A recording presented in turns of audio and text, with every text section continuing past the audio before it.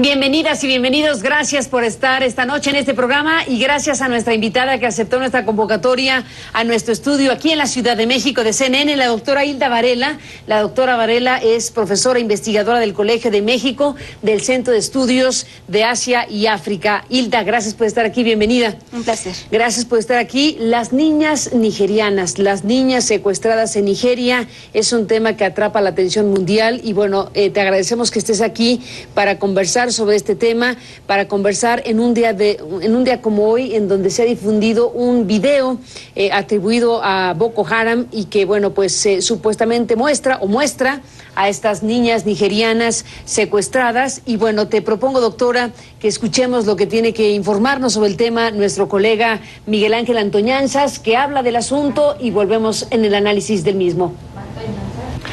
Nigeria y los expertos internacionales que asesoran a su gobierno en el rescate de estas casi 300 niñas que el grupo islamista Boko Haram secuestró hace cerca de un mes, tienen sobre la mesa un vídeo que ofrece mucha información a analizar.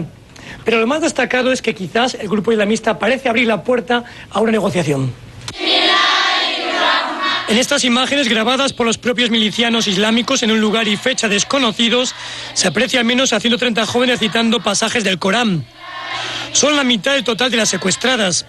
El resto de las niñas podría estar repartido en grupos menores en otros lugares, como sospechan los expertos en terrorismo internacional. 3 de ellas se dirigen a la cámara.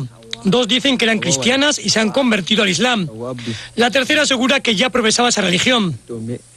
Las jóvenes van ataviadas con la hijab o el velo islámico, más de un centenar, todos del mismo tipo. Velos iguales que han tenido que ser conseguidos en un lugar concreto. También se estudia la vegetación abundante por si pudiera haber algún tipo de especie asociada a un lugar geográfico concreto que permitiera ubicar su localización. En otro momento del vídeo vemos a un hombre que dice ser el líder del grupo, Abubakar Shekau, que podría estar en un lugar diferente. El gobierno de Nigeria insiste que Shekau está muerto, aunque algunos expertos aseguran que no hay pruebas de ello. El supuesto líder pide la liberación de todos sus seguidores que están en cárceles nigerianas a cambio de las niñas cristianas, la mayoría de las secuestradas. Esta petición deja pensar que Boko Haram está dispuesto a negociar con el gobierno nigeriano. Los expertos creen que esto podría ser parte de un plan original de Boko Haram, ya que la amenaza de venderlas es difícil de cumplir. Todas las chicas han sido identificadas y su caso es demasiado famoso para pasar desapercibidas. El gobierno nigeriano cree que las niñas todavía están en el país y no han cruzado la frontera a Chad o a Camerún, como se temía. Preguntado por si aceptaría negociar con Boko Haram el canje de prisioneros por las niñas, el gobierno de Nigeria dijo a CNN que todas las opciones están sobre la mesa. Mientras Israel es el último país que ha ofrecido su tecnología y conocimientos en rescates a esa coalición internacional que incluye a Estados Unidos, Gran Bretaña, Francia y China. Miguel Ángel Antoñanzas, CNN, Atlanta. Gracias, Miguel Ángel, por este informe. Y bueno, doctora Hilda Varela, ¿qué hay detrás de una historia como esta que desde luego sacude a nivel internacional?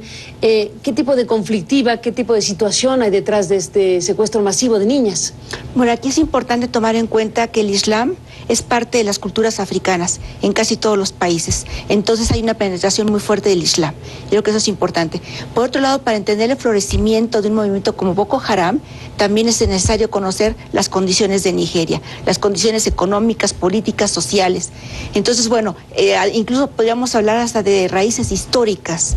Ya ha habido en otras ocasiones movimientos, también musulmanes, que tratan de hacer una reforma para regresar realmente a lo que es el auténtico Islam. Entonces, digamos, a grandes rasgos, ahí podríamos encontrar la razón. Habría que ver también, bueno, un país que tiene problemas económicos muy fuertes, un altísimo nivel de desempleo, sobre todo en los jóvenes, y además un desencanto con la política. Aquí hay otro aspecto que también es muy importante. La población, sobre todo la población, la que está más aislada de la capital de Abuya, la gente no se siente identificada con el Estado, no siente que el Estado represente algo. Y en cambio Boko Haram de alguna forma representa principios islámicos con los cuales ellos podrían coincidir, obviamente no todo el mundo, pero digamos ahí hay un contexto. ¿Qué tipo de organización es Boko Haram? Es decir, ¿cómo la definirías? Yo la defino como una secta extremista armada. Secta extremista armada sí. Que confronta al Estado, una suerte de guerrilla. No, para mí no es guerrilla. ¿Cómo es la que definirías? ellos, bueno, Boko Haram es el nombre con el cual se les conoce. Boko Haram en realidad junta una palabra Hausa con una palabra árabe. ¿Qué significa? Entonces, Boko implica libro o puede ser también occidental o extranjero. Y Haram implica prohibición. Y sería básicamente la idea de prohibir la educación occidental. Digamos, ese es el núcleo. Pero el objetivo final es crear en Nigeria un Estado musulmán. Esa es la idea. Ese es el objetivo. Entonces, digamos, un primer paso, ellos empezaron primero atacando instalaciones del gobierno, instalaciones incluso hasta militares o policíacas. Posteriormente pasaron a atacar a musulmanes que ellos consideran que no están practicando un islam ortodoxo, puro. Y lo que fue relativamente sorpresivo fue cuando empezaron a atacar a gente cristiana, independientemente de cuál fuese la confesión en particular, ¿no? Y la idea es que la escuela occidental lo que hace es crear gente dentro del pecado, reproducir. Ellos están totalmente en contra de todo lo que sea occidental. La ciencia, la educación, cualquier cosa que suene occidental, ellos están en contra. Entonces yo creo que para mí no es una guerrilla. Además, en el verdadero nombre de ellos dicen precisamente, ellos hablan de la propagación del yihad, o sea, la guerra santa. Y la Guerra Santa, el objetivo es crear un Estado musulmán en Nigeria. Ese es el objetivo. Déjame hacer una pausa, doctora Hilda Varela, y regresamos, porque bueno, ha atrapado la atención mundial, desde luego, sí, el secuestro masivo de niñas. Si ese era su propósito, lo han logrado, sí, con un repudio internacional muy impresionante. Están buscando que este secuestro masivo de niñas signifique la ficha de cambio para la liberación de miembros de su organización. Después de la pausa, doctora, regresamos, y después de la pausa vamos a regresar también, si me lo permites, con un testimonio que recabó nuestra colega Nima El Bayer, que pues logró hablar con una de las niñas, la niña que logró escapar de este secuestro. Así que regresamos después de la pausa con esto. Volvemos.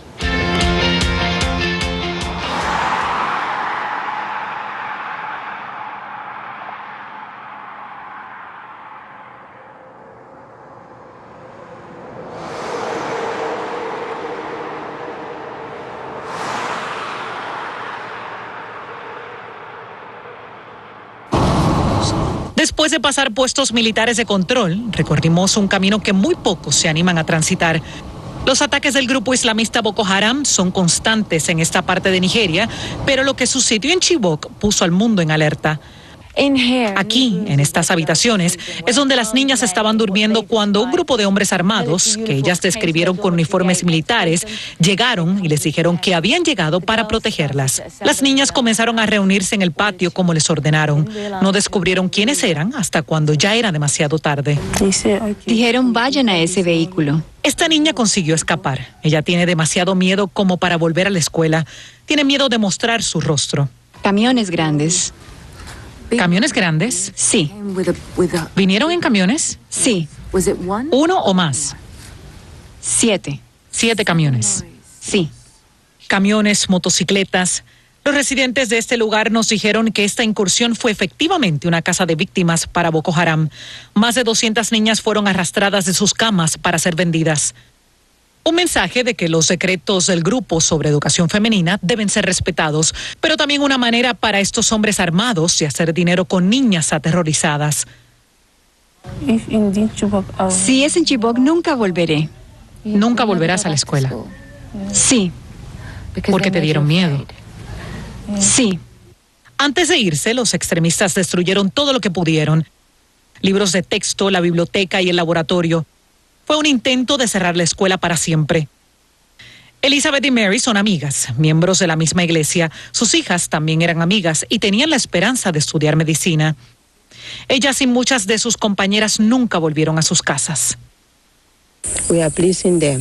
Les estamos implorando que dejen a nuestras hijas. No tenemos fuerza para hacer nada que requiera poder. Ellas dicen que se sienten impotentes y sin pistas que les permitan encontrar a sus hijas a casi un mes de que fueran secuestradas. Nima El Bayer, Chibok, Nigeria. Gracias, Nima El Bayer, con este reporte que envía precisamente con este testimonio. Hilda, bueno, pues este es el panorama que se está viendo a nivel internacional. Estamos frente a una secta, como tú la has denominado, fundamentalista, al final de cuentas.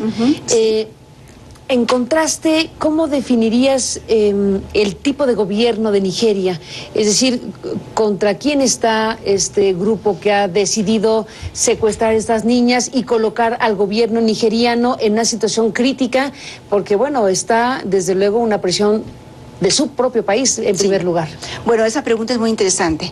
Por un lado, ahorita hay un presidente de un grupo étnico del sur y es cristiano. Cristiano. Y hay rumores, bueno, el propio presidente, Jonathan, él es un hombre muy débil políticamente hablando. Él subió al poder realmente por una coyuntura. El presidente, el que era presidente en funciones, falleció en forma más o menos sorpresiva, tenía varios meses enfermo, falleció, quedó él como presidente interino y en 2011 fue electo como presidente por primera vez.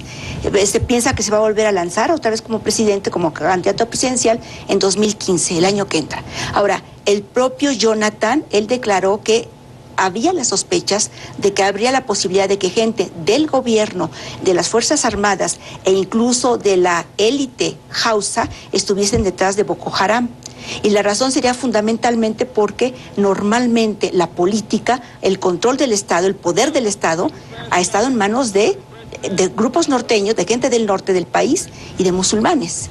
Entonces, bueno, probablemente podría haber ahí algún tipo de juego político en donde lo que quieren es minar este tipo de gobierno y precisamente permitir que la gente diga, bueno, es preferible que votemos por un musulmán y que no vuelva a seguir este hombre en el poder, que es un cristiano de un grupo minoritario. Ahora, ¿eso lo dijo el propio presidente? El presidente dijo que él sospechaba. Que podrían estar involucrados en el apoyo en todos aspectos. Ahora hay una cosa aquí interesante. Miembros del propio gobierno. Del propio gobierno, de las Fuerzas Armadas y de la élite Hausa. En la parte norte hay grupos muy importantes, cultural, históricamente hablando, y también económicamente muy poderosos, y uno de esos es Hausa. Y los Hausa, la lengua Hausa es la que más se habla en la parte norte del país, y la élite es una élite sumamente fuerte. Y hoy va a ser una referencia a lo que se dijo en el reportaje, en el sentido de que Boko Haram tiene armamento ligero, tiene además transportes. Se dice que esto los ha capturado del propio ejército nigeriano.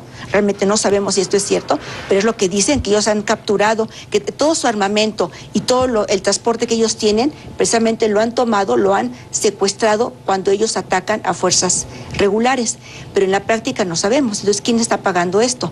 Otro aspecto que creo que es muy importante tomar en cuenta, normalmente se considera que sus adeptos es gente de clase muy humilde, desempleados, sobre todo jóvenes desempleados, jóvenes que estudian el Corán y que están se sienten muy inspirados en las enseñanzas del Corán y quieren adoptar un Islam puro, pero también hay gente que lamentablemente consume drogas, que digamos no tienen ninguna salida dentro de la sociedad nigeriana.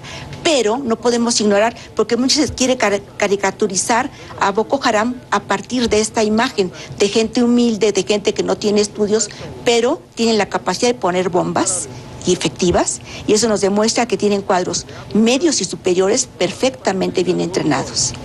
Entonces, ¿quién está ahí? Bueno, y que está jugándose en todo caso, porque si está ese grado de peligrosidad, digámoslo, para Nigeria, con niñas secuestradas, eso incrementa todavía más la preocupación. Ellos han planteado esta cuestión de abrir la puerta a un intercambio, de abrir la puerta a que liberen a sus presos para que las niñas sean liberadas. ¿Ese escenario lo ves posible? Sí. Aquí hay dos aspectos que es importante tomar en cuenta. En 2011 el gobierno lanzó una campaña represiva en contra de Boko Haram, sin buscar la negociación. Aunque se habló de la creación de un comité de amnistía, en realidad este comité jamás se formó y lo que hizo el gobierno fue la represión.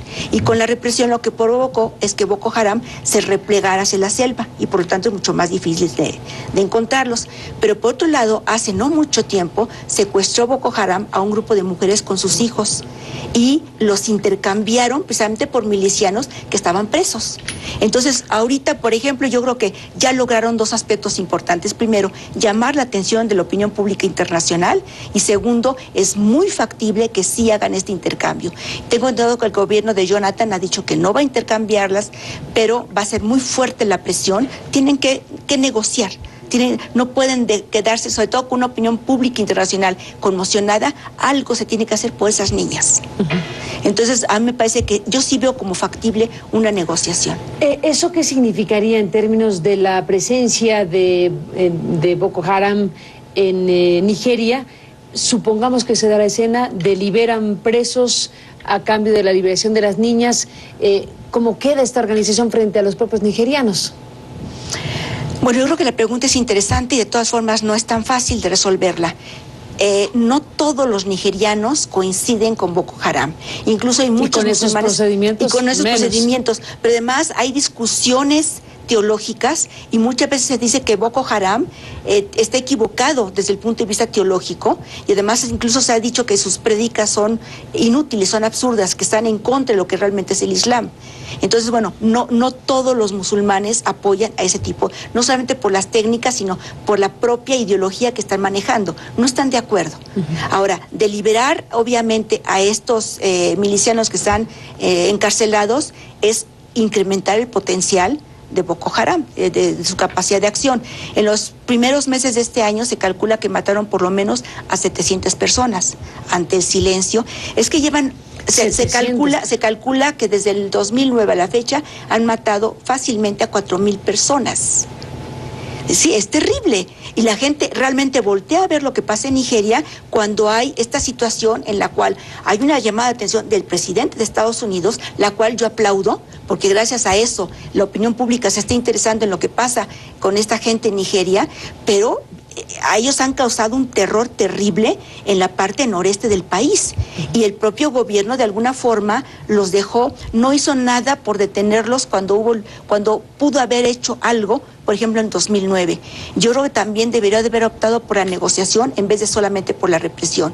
Hay otro aspecto que es importante, dos aspectos importantes. Primero, un incremento muy importante en el presupuesto militar del gobierno, y otro aspecto es que recientemente el gobierno había anunciado un cambio de estrategia en el comportamiento hacia Boko Haram, y decían: vamos a continuar con la parte dura militar, de tratar de detener a los milicianos, pero simultáneamente vamos a operar un tipo de estrategia entre comillas suave, blanda, que implicaría involucrar a la población que puede ser víctima de Boko Haram para que no se dejen atrapar por sus principios ideológicos, pero también implicaría, por ejemplo, a los milicianos que están en la cárcel, llevarles psicólogos para que les ayuden a cambiar su forma de pensar, su comportamiento.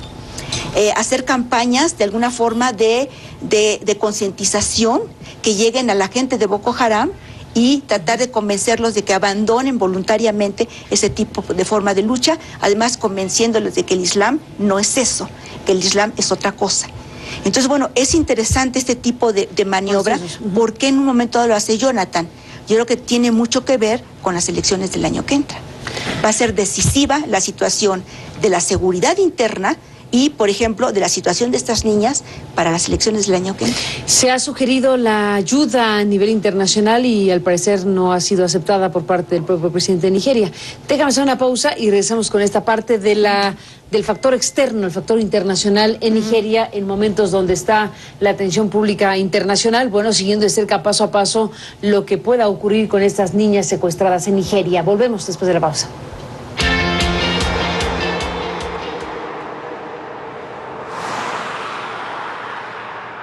Entramos en la parte final, doctora Hilda Varela. Bueno, en el corte hablábamos del factor internacional.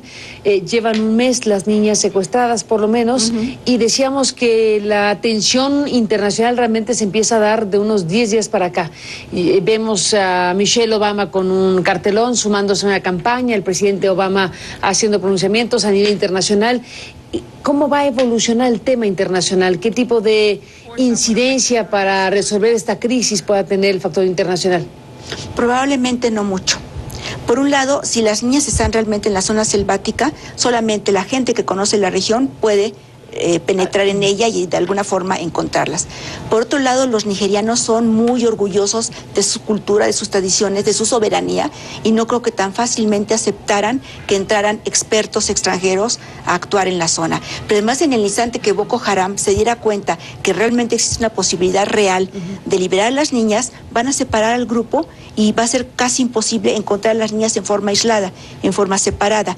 Ahora, también cuando se habla de la conexión internacional, también es importante decir que Boko Haram presume, no sabemos realmente si es cierto, de que tiene conexiones internacionales con grupos musulmanes extremistas, concretamente con Al-Qaeda, con Al-Shabaab de Somalia y con Al-Qaeda del Magreb Islámico. Entonces esto implicaría que tendría conexiones fuertes. Ellos dicen que incluso sus milicianos han entrenado en Pakistán, en Irak, en la propia Mauritania.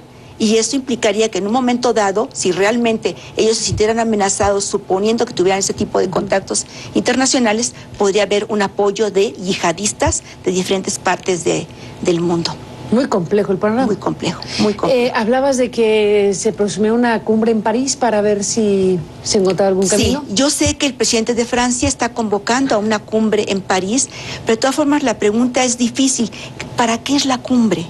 Aquí yo creo que lo fundamental sería buscar mecanismos de negociación. Si ya Boko Haram está abriendo la puerta a un intercambio, buscarle por ahí, lo primero sería liberar a estas pobres niñas. Eso yo creo que para mí sería lo fundamental. Y después, bueno, ver cómo entra en una negociación con Boko Haram, lo que nunca se ha hecho, y tratar de alguna forma de convertir a Boko Haram en un movimiento político que tenga una cabida dentro del país. No sé, yo creo que habría formas de intentar la negociación, lo que no se ha hecho. ¿Han explorado la vía electoral los de Boko Haram alguna vez? No, Nunca. Nunca, porque ellos rechazan todo lo occidental. Incluyendo la idea de absolutamente la democracia, en fin. Hay musulmanes que son partidarios de la democracia y además que consideran que es muy importante la educación occidental porque les da paso a un nuevo Islam más moderno, más contemporáneo.